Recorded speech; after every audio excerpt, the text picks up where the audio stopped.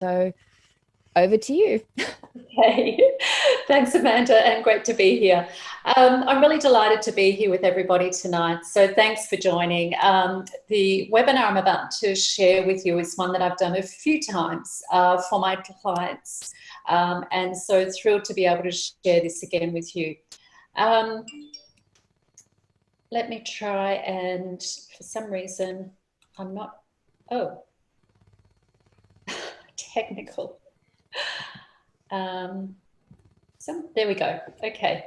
A little bit about FD Global Connection. So I established the company in 2014. I work with federal state governments. Some of you might be familiar with the landing pad in San Francisco. So I worked with Austrade to establish that. I work with universities. I've created MBA subjects and also undergrad subjects around international business growth and entrepreneurship. I've worked a lot with industry organisations. I'm not only a graduate of the ARCD, but I work with the ARCD on delivering their advisory board programs for women entrepreneurs. And mostly, however, I work with Australian businesses or scale-ups that are looking to go into the US market. And as I say, whenever you get profiled by Forbes, you always include then the quote into your presentation. So there's that one. What I'm going to cover today, it's all around business risk. But first of all, I wanted to share with you a really interesting article around the 4 stages of pandemic grief, which I think are important. Then I'm going to be spending 80% of our time managing business risk, and that's with an international lens.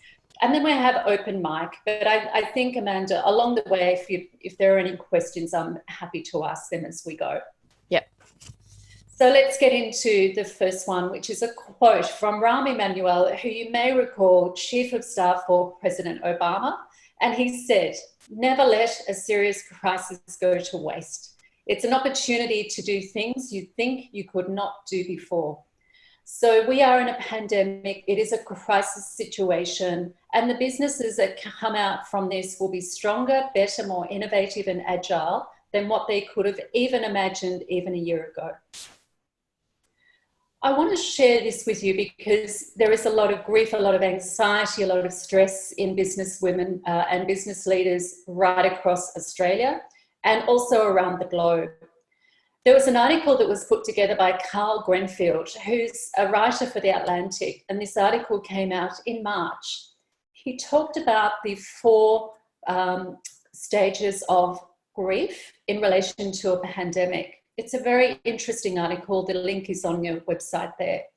The first one is around denial. So when we heard about Wuhan and the virus that was spreading and killing people, we're in denial about it coming into Australia. We were safe, we're an island, it wouldn't happen. But then we did hear some things come into Australia. There were people that were getting sick, people that were dying, and there was panic. And we saw also supermarket runs on goods. We saw gymnasiums being booked out, bicycles being sold, and really essential services were the ones that were mostly impacted. But then we ran into fear, and I think there's still a lot of fear in the community at the moment. Hopefully we can all move into a rational response at some stage, but everybody responds to grief in a different way.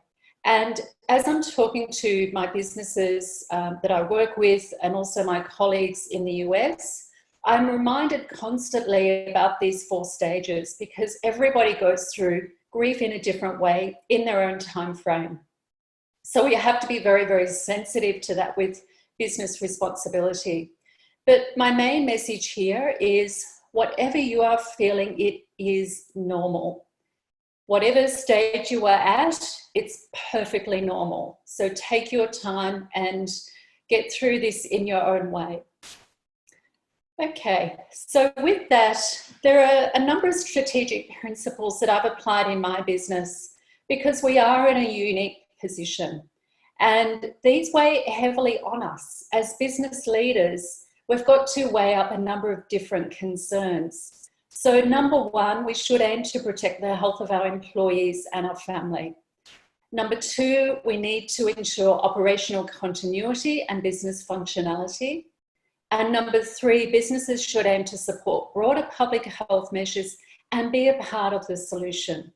So as you think about your strategic principles for your business, happy if you adopt these. These are the ones that I follow as I make the decisions on a day-to-day basis with my business. I want to now spend most of the time on managing business risk. And managing business risk should be done in the normal course of running your business. I find that a lot of businesses really don't understand how to go about managing their business risk in their normal course of business, but for heaven's sake, in a pandemic or a crisis situation. In fact, it's even more critical that people have the tools and the knowledge on how to manage business risk. At the end of the day, we all feel as if chaos has landed on our desk. We all feel out of control. And what I'm going to show you is a way that we can bring some control back by taking positive actions around our business, and so that we can move forward and hopefully be more sustainable, viable business moving forward. So managing business risk has 5 key areas: your strategic risk, your financial risk, operational, employee, and reputational. And I'm going to run through each of those separately as we go ahead. But first, I want to share with you a risk matrix. Now, this matrix is available online. It's free, and the link is there, Business to Community. They've got some really great tools. So how do you use this matrix? And I want you to think of this as we're going through each of those 5 risk areas I identified a minute ago. So the way that you use this is for each of those 5 risks, you have one of these templates. You work with your team to identify the risks in your business. You then categorize those according to the risk matrix. So let's say we're doing financial risk, which we'll cover in a minute. And let's say that there is a pandemic, and let's say that we don't have assets in our business that we can pivot, or we don't have global operations, or we do have global operations, but the supply chain has fallen apart. So you would probably put that right down the bottom on the left-hand axis: probable, risk will occur, and then intolerable, which would be the bottom right-hand red box. And then what you do with that particular risk is you create an action plan. And the action plan actually should be for all of those risks that you identify, which are possible, probable on your left-hand side, and that intersect with the unacceptable, intolerable, or number 2 and 3. So this is a really important exercise because, as I say, we all feel as if it's a chaotic world, that we are totally out of control, and we're feeling like victims to a large degree. But by doing this with your team, by running through this exercise on all the 5 5 risk areas that I'm going to be talking about, it actually gives you a sense of control back. So I do encourage you to do this. Now, obviously, we're doing this in a time of pandemic. If you did this during the normal course of business, normal course of the year, you wouldn't have as many high risks as what you're going to see at the moment. But that's okay. It's what the business is facing at the moment. When we're through the other side of the pandemic, continue to do the risk matrix. It's vitally important that we all understand the risks in our business, particularly for scale-ups as well. So making sure that as you scale into the US or any other market, you can use this template to say, well, what are the top risks that we have in our business that we need to be aware of for scaling into the US market? It might be culture, that you don't have anybody in your business which has lived or worked in the US. You don't have an expert in your business or access to anybody. So culture would be an area that I would be putting down. It could be sales expertise and knowledge on the ground in the US. Again, that's a risk for a lot of Australian businesses. So what does that look like in terms of the actions that you need to take? So your risk matrix, whilst I'm focusing at the moment a lot around the business risk in terms of the pandemic, this is a tool that I share with my clients as we're looking at what are the risks in going global with the business. So let's dive in now to each of the risks that I identified. And the first one you'll recall is the strategic risk. And there are 5 areas here that businesses need to be looking at. In terms of number 1, which is scenario planning, you should be developing 4 scenarios. And they're all around 3, 6, 9, 12 months. You need to be ensuring that you have projected scenarios for each of those months. The last scenario that you should be developing is the worst case scenario. So if everything closes down, your supply chain collapses, what does that scenario look like? And the reason I recommend to my clients that they need to be doing that is because they then know what they're facing, and it helps them sleep at night because they've got an action plan against it. Remember, identifying risk is also about identifying mitigants. So in your scenario planning, you look for your 4 scenarios, 3, 6, 9, 12 months, plus 1, which is your worst case scenario. For your global markets, what you need to do is do your scenario plan for HQ, assuming that's Australia, and then each market that you're in, so it might be the US, it might be the UK as well, you also need to do your scenario planning and overlay that into your HQ scenario plan so that you've got the full picture of what it looks like. Every market will be different. So I don't advise to do one scenario plan globally. You really need to be digging into each market independently and also getting your team involved in those markets because they're on the ground, they know what's going on over there, and they can provide incredibly valuable insights. It's also good for them to be involved in that so that they can see potentially what the future holds for them. And I will talk about the employee risk in a moment. You also need to be looking at a sustainable business model, and we are seeing many businesses at the moment pivot. So we've got beer brewers who are now making hand sanitizers. Who would have thought? What those businesses have done is they've looked at the assets in their business, and whether that's machinery, whether it's software, whether it's people, whatever it is, they've got these amazing assets and they've thought about using these assets in such a different way. And that's ensured their sustainability as a business. Now, the question for them will be, after we get through COVID-19, are they going to revert back to their original business model, or are they going to continue on with the new business model that they've identified, or are they going to diversify? It's a really great position to be in. But nevertheless, you need to ensure that you look at your assets, adapt your marketing strategies. Digitization of all your services is critically important. Making sure all your new processes and operational back office are in order. And also ensure that there are the work from home strategies, because I do believe that the world is going to be very different in terms of people and engagement and working from home after COVID-19. The other piece of strategic risk is around crisis management, and I'm assuming you've all got your crisis management plan in place by now. Engage your board, whether it's an advisory board or a governance board. Make sure that you've got regular briefings with your executive team and also your leadership and team staff more broadly. But here's a tip. I was on a webinar last night with the UK from one of their most brilliant C-suite HR executives, who is Chief People Officer for a global payments company. They have about 800 staff globally. And we were talking about her crisis management team, and there are 3 on their crisis management team. There's CEO, the Chief People Officer, and also there's CFO. That's it. Of an 800 strong business, there are 3 people on their crisis management team. And when I said to her, well, how do the other leaders feel about only 3 and those other leaders not being on that team? She said, it's all about trust. They totally trust us to make the right decisions for our people, which is number 1, and our customers, which is number 2.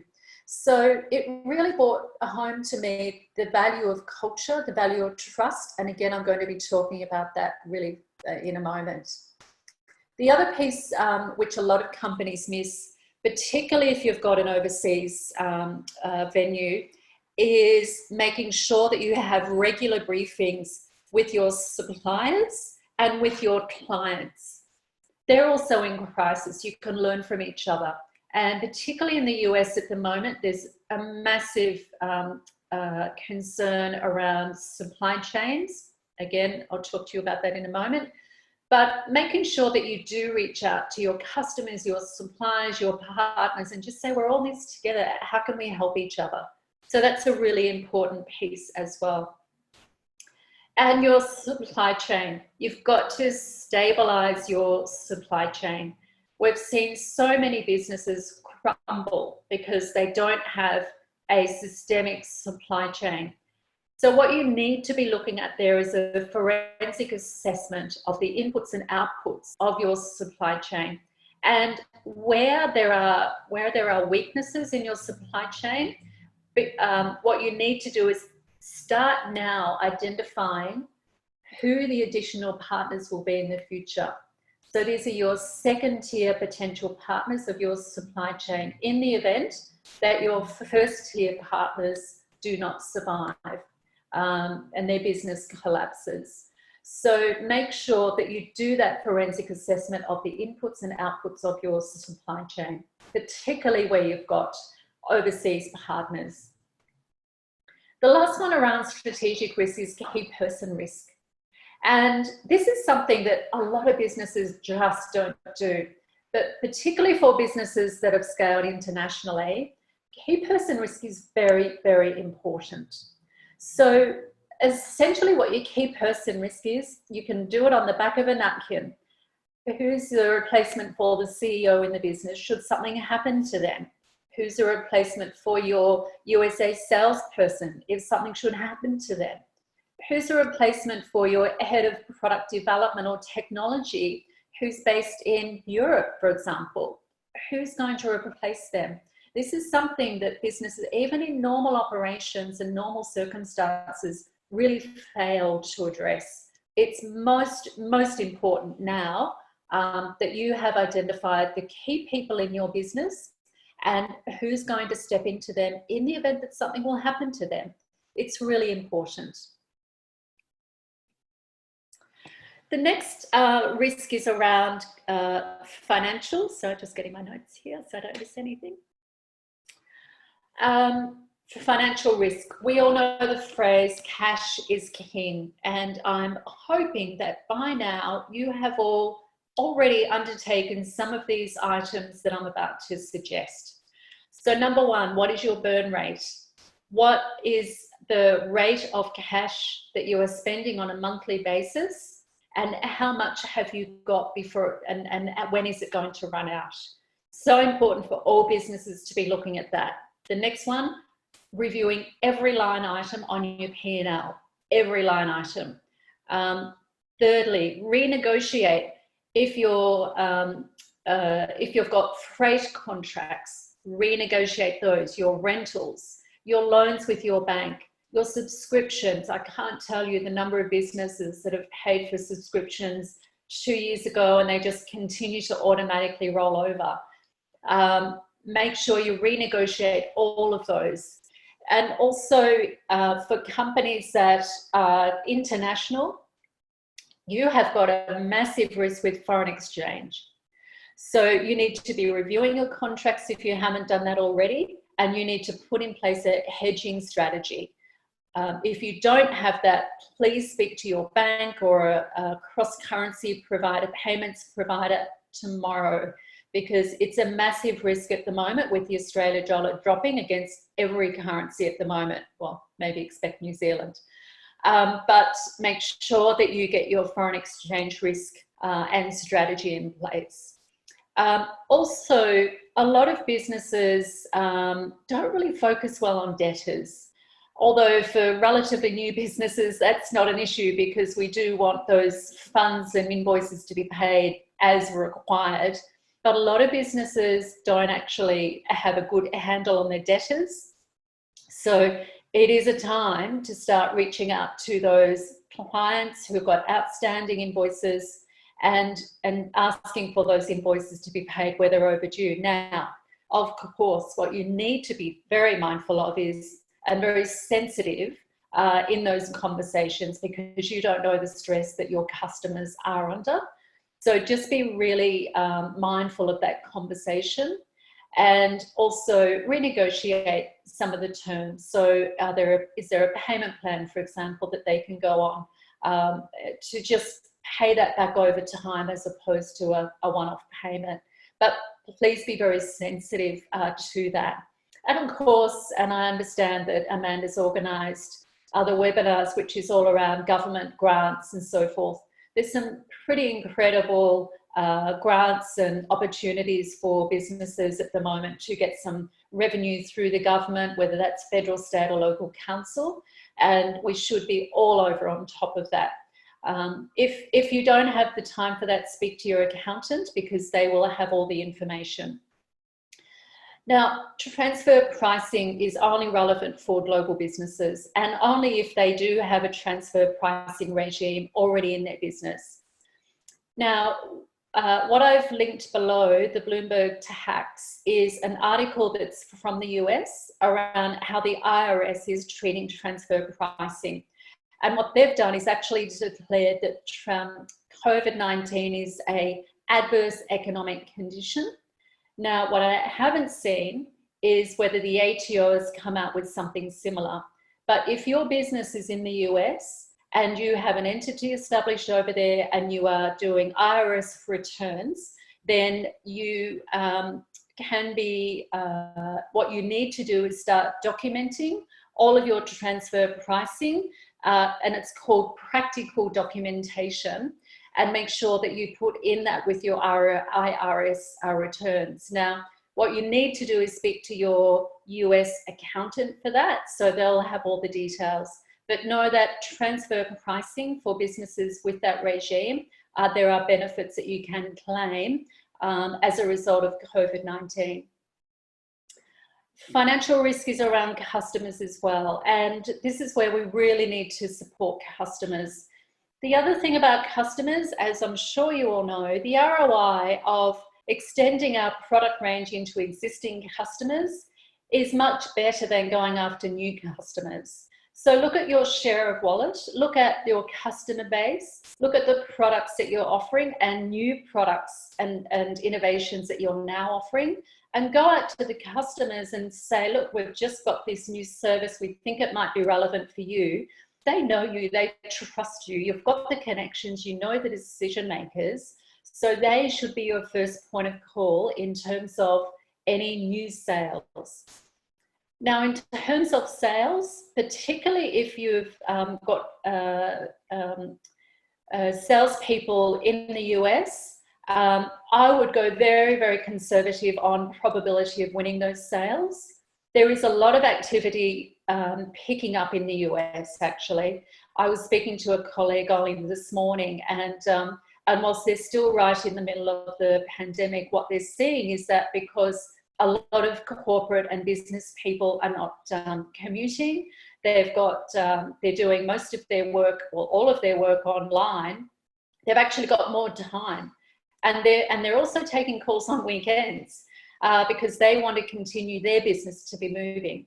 So if you do have salespeople on the ground in the US, don't be afraid to talk to them about their pipelines, but just be mindful that they will need to be much more conservative on their probability. The other thing about sales in the US is that they are hypersensitive to foreign businesses, particularly software businesses at the moment. So cybercrime is exploding all over the world at the moment. And so if you are a SWAS business or a software online support business, then you're really going to have to demonstrate and go deeper in terms of your risk assessment with those organizations. But sales are happening in the US. I've got clients here in Australia who actually have got strong pipelines, which we built over the last 12 months. And they are not stopping, even though they can't fly, they are not stopping with their sales into the US. So it is very, very possible. The other financial risk is around investors. Now, there's a myriad of articles around investors in Australia, investors in the US and their level of activities. So I don't want to do that. What I will say though is that you need to make sure, if you are looking for investor funds, VCs, angels, over the next 6 to 12 months, what you can do now is keep positioning your brand in front of them. Not on the basis of we need capital in the next 2 months, 3 months, but it's all about brand awareness. And it's all about the actions that you're taking to manage your business through COVID-19 and to give them a sense of the responsibility and the actions that you are taking to ensure the ultimate viability and sustainability of your business. That's what investors are going to be looking for in 12 months' time. The actions that you took to protect your business and potentially grow your business during a pandemic. That will keep you very, very well positioned in the future. But it is about making sure that you communicate with them. So continue to build those profiles of investors here and in the US. They are investing at the moment, not as much, but if you know who your investors are, your target investors, they're doing webinars, they're doing panels. Make sure you get involved in those, comment on those in blogs that they contribute to. Just be in front of them, because when the market opens up again, you don't want to start from that basis. You already want the brand in front of them. So investors is really important if you're looking for investment. I do want to mention this insolvency, because a lot of business owners don't understand their responsibilities here. Now, as I mentioned, I do a lot of work with the AICD, Australian Institute of Company Directors, as a graduate. And I also run workshops for startups. And the workshops are very much around director responsibility. If you have opened a business, you have an ABN and it's under your name, then you are a director under the Corporations Act. So under Australian law, a director has a duty to prevent insolvent trading. And why am I bringing this up now? Because we're in a pandemic and it's really easy to lose sight of your responsibilities as a director. There are very severe penalties, criminal, civil and personal liability, which can apply to directors. Now, the government has announced a temporary relief for directors on personal liability. And there's the link there that you can get some more information on that. Exactly the same applies in the US. So if you have a US entity, you will have directors. It's a requirement to establish an entity in the US that you have directors linked to that. So you also need to ensure, if you are a director in the US entity or you have directors in the US entity, they need to be aware of their responsibilities under the Corps Act. And the Corps Act, whilst it is a different form in the US, it equally applies in terms of insolvency. So please be aware of this. What you can do is, if you are unable to pay your bills as and when they fall due, then that's the definition of an insolvent business. What you can do is get ahead of that. I'm not here to go into that now, but you can highlight or raise this with the relevant authorities so that you don't fall under these penalties. So I do want to just bring that to everybody's attention, because with everything else going on, this is the last thing we think about, right? And so that's why I just want to draw it to your attention. As a director, you have very, very clear binding responsibilities around insolvency. Okay, let's move on from that one. Operational risk. I mentioned earlier about your supply chain and stabilizing your supply chain. So I'm just going to read my notes here, because there's a new research that's come out from the US, which is really disturbing. So I am going to read my notes. So parts of the global supply chain are close to cracking under the pressure. I think we've all seen that, right? The crisis is highlighting the risks of just-in-time supply chains running on outsourcing and very thin margins, which they all do. 75% of US companies surveyed reported coronavirus-related disruptions as of early March, and 44% did not have a plan already in place to address. So that means if you have a supplier in the US, 44% of them do not have a plan. Now that's a bit terrifying. If you have suppliers in other markets, I wonder how many of those have a plan. So in terms of stabilizing your supply chain, you need to be talking to your suppliers if you haven't done already. Is it programmers, developers, customer service support, whatever it is, you really need to do that forensic assessment on your supply chain. And as I say, you need now to identify who your next supply partner is going to be in the event that your existing supply does not continue with their business. So make sure that you manage your supply chain really well. There are so many businesses that I'm seeing which are actually falling apart because they haven't managed that risk well at all. The next one is distribution. It's very similar to supply chain, I guess, but it's all about making sure that you can get your goods and services distributed. And whether it's IT systems or whether it's logistics, food products, whatever it is, make sure that you've got all those distribution partners in place. Now, I know from a food and beverage perspective, the Australian government's been terrific in putting together additional flights to move our food into Asia. There are all sorts of different examples, but again, it's just making sure that your distribution channels are strong. And again, where you have a partner, look at your risk and begin to identify where your next partner could come from. The other thing I will say about distribution, which is make sure as you're evaluating alternate partners, make sure you're also thinking about securing your capacity. So making sure that if you need a container, a shipping container, make sure you secure that early on. Don't leave it to the last minute because there is a high stress on that at the moment in terms of capacity. The last one around operational risk is, it's not an easy one to talk about because one part of it actually is about audit of staff. So in the normal course of business, what organisations need to do is an audit on all of their staff, CEO included, and what access to systems and databases they've got. In the event that you need to let those staff go, and unfortunately that's a lot of businesses today, you need to ensure that you've removed their access to those systems and those databases and other access that they've got to your business. It is a really unfortunate necessity in today's environment, but it's very important from a risk perspective that leaders do this. The other piece around this is that often some of our assets around security are really in short supply. So this is also about ensuring that you can secure your business to the best of the ability with the supply that you've got at the moment.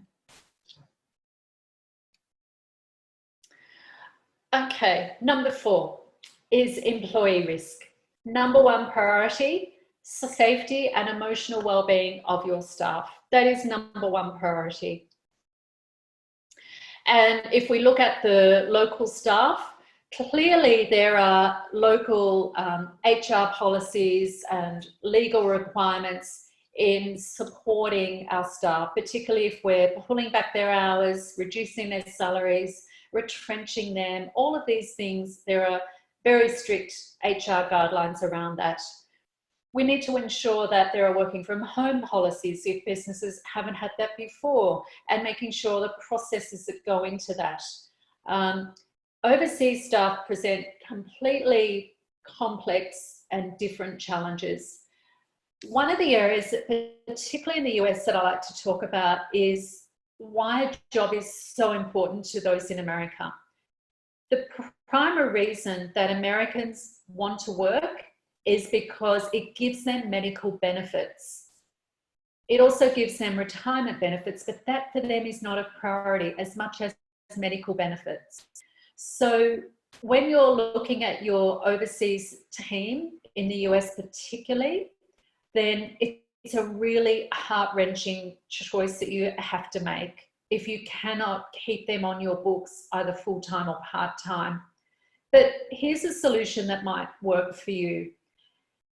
If you're able to, if you do have to let staff go in the US, perhaps what you can offer them is to pay for their medical benefits, their monthly medical benefit premium that you would normally pay for. So you don't have to continue to have them as an employee, but you can offer them the payment for their medical benefit on a monthly basis. And that way they continue to get that medical benefit in the event that something tragic does happen to them.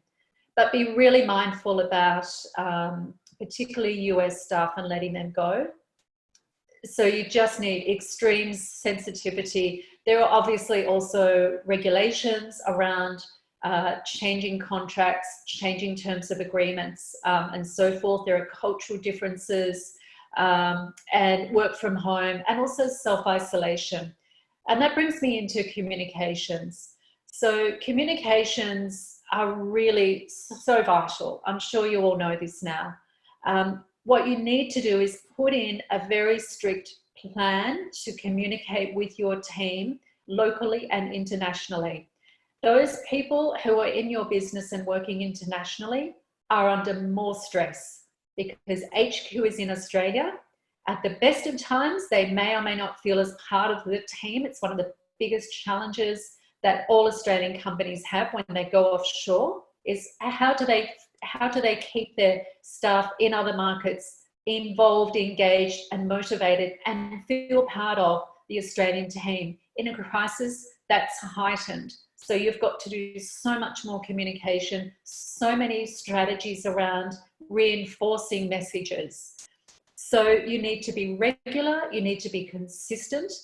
And also one of the things which I learned when I was leading a very large business in the US was that for virtual employees, you set the calendar, you have your weekly team meetings and you have your weekly one-on-ones, and you never, ever, ever cancel.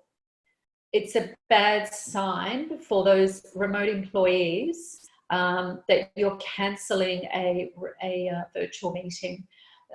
They're very organised over there. They're very accustomed to working virtual in the US, I have to say, and they're very organised. They do a lot of preparation before a one-on-one, and if you cancel an hour, a couple of hours before, it's very demotivating for them. So make sure that you do commit to those virtual one-on-ones and those team meetings. Also, have those virtual coffee hours, just something casual, the water cooler conversations over the phone, over Skype or whatever tool you're using. These are really important for the overseas employees so that they feel connected and they feel as if they understand where the business is going, because that's what they want to know. Culture. So culture is the core of every business. Now, you all have values in your business. Pandemics and other crises are the ultimate test of cultures, I believe. We have values such as honesty, integrity, trust, respect. How are you living up to those? These are the things that the people in your business will remember at the end of COVID-19. Particularly for overseas employees, again, culture is so important to them because that's what they signed up for. Not only the job, not only the salary, but the culture as well, the promise of the culture. And they're not in the business on a day-to-day basis. They can't see and hear everything that's going on a day-to-day basis. So that's the thing they rely on. So if you've got people offshore in the US or any other markets around the globe, then they are watching the values and the culture of your business. So it's the ultimate test. And it's really challenging for businesses in this environment. Okay, we're up to the last one, which is reputational risk. It's about managing all stakeholders. And I talked a little bit about trust earlier, and this is fundamentally what it's all about. So you need to ensure that at the end of COVID-19, all of your stakeholders, whether it's your teams, whether it's your boards, whether it's your shareholders, whether it's your suppliers, whether it's your clients, can you get through to the other side of this and they all say, we trust you? Have a think about that. That's a really, really big question. And I think there will be many businesses that are absolutely brilliant at this, and they are going to be the winners. The next one is PR and marketing. Now, I've put a link there from Minter Allison, actually, and it's all about protecting your corporate reputation during a crisis. It was written in March, and whilst it's about corporate reputation, there's some really great takeaways in there, so I encourage you to all read that. And also marketing activities. But there are ways of getting in front of journalists and getting write-ups without spending any money.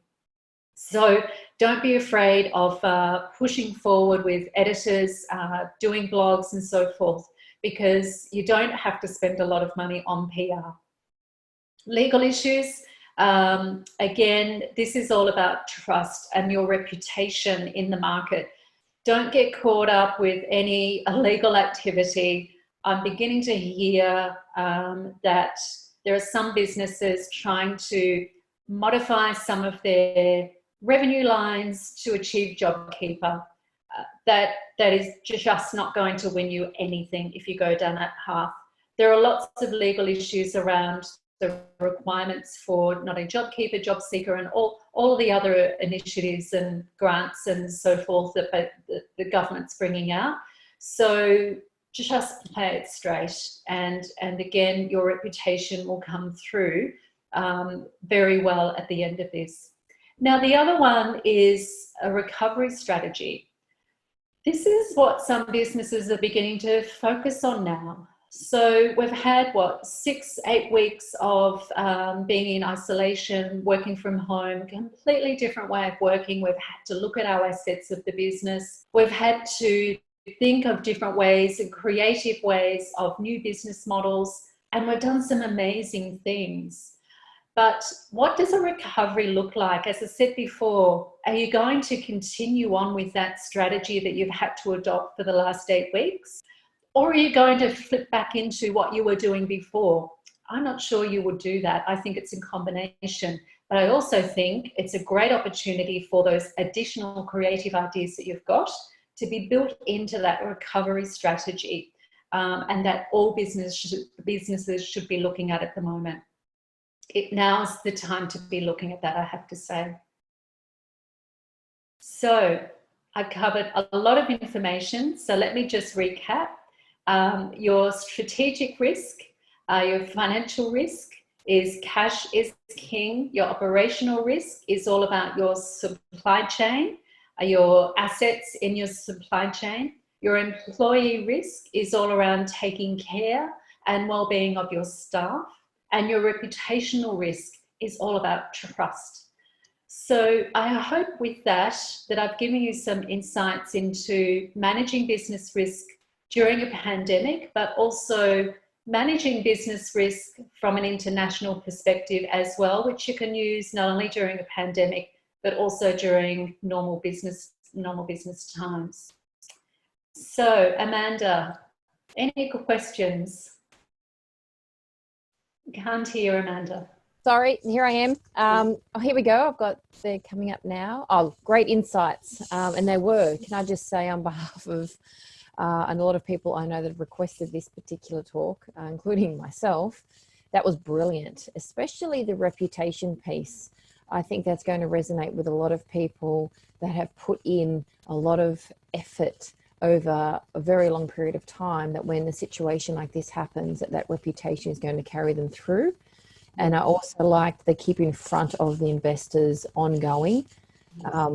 And that is so true, not just last minute or within 2 months or when everything's back to normal, people flooding like, well, I know these people, so I'm going to work with them. Yes. And that's crucial. So what I'll do is I'll invite people to ask questions on our Facebook group, and I can email you if there's any in particular with their contact details, and connect you with them. That's no problem at all. Someone did mention that there's a crisis and PR comms person in the group, and they said reputation has never been more vital, and that's so true. Absolutely, yeah. And it's been a while since we've actually needed to fall back on, in a way. I mean, it is a foundation of what we do, but I find very few people focus on quality branding, the foundations of reputation management, and a lot of people only focus on it when things fall apart. Yeah, that's exactly right. That's exactly right.